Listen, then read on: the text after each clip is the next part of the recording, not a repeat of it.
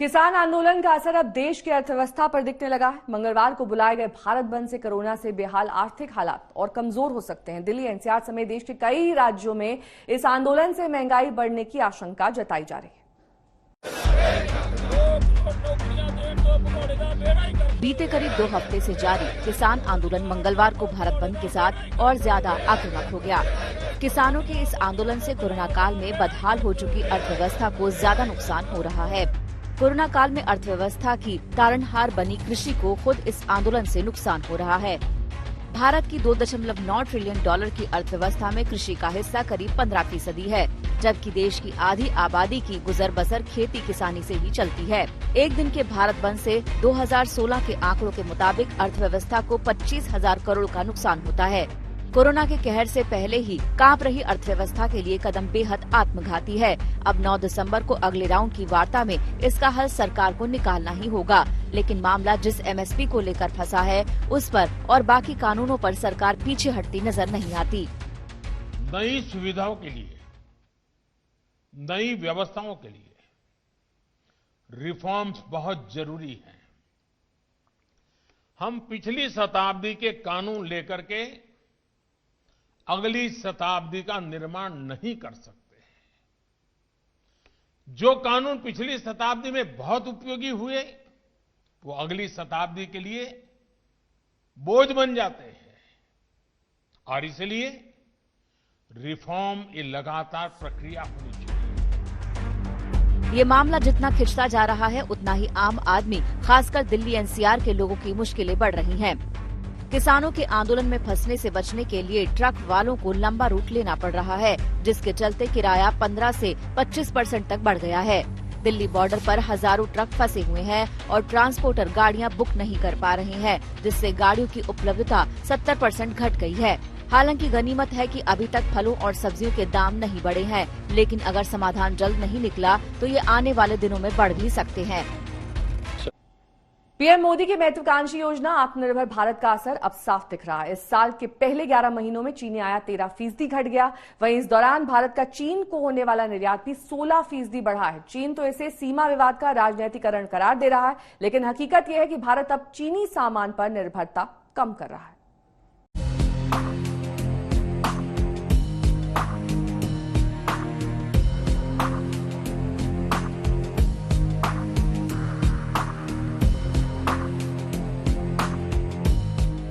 मोदी सरकार की आत्मनिर्भर भारत मुहिम अब अपना रंग दिखाने लगी है। लॉकडाउन के दौरान पीएम ने इस महत्वाकांक्षी योजना की बुनियाद रखी थी। इसके बाद 21 लाख करोड़ के आत्मनिर्भर भारत पैकेज से इस मुहिम को बड़ा सहारा मिला। इसका मकसद था दूसरे देशों, खासकर चीन से भारत का आयात घटाना। ताज़ा आंकड़ों में साफ नजर आता है कि भारत की चीनी सामान पर निर्भरता घटने लगी है। लद्दाख सीमा को लेकर छिड़े विवाद में भारतीय सैनिकों के शहीद होने के बाद भारत ने चीन के खिलाफ एक के बाद एक कई कड़े कदम उठाए। इस दौरान भारत ने चीन के साथ कई कारोबारी समझौते रद्द कर दिए तो करीब 200 मोबाइल ऐप्स पर बैन भी लगा दिया। भारत ने चीन से होने वाले आयात को भी घटाया है और निर्यात को बढ़ा दिया है। चीन के वाणिज्य मंत्रालय की रिपोर्ट के मुताबिक भारत का चीन को 2020 के पहले 11 महीनों में किया गया निर्यात 16% बढ़ा है। इसी दौरान भारत ने चीन से 13% आयात कम कर दिया है, लेकिन चीनी मीडिया का दावा है कि चीन का भारत को किया जाने वाला निर्यात इसीलिए कम हुआ है क्योंकि भारतीय बाजार में डिमांड घटी है। सीमा शुल्क आंकड़ों के मुताबिक चीन ने जनवरी से नवंबर 2020 तक भारत में करीब 59 अरब डॉलर के उत्पादों का निर्यात किया, जो 13% कम है।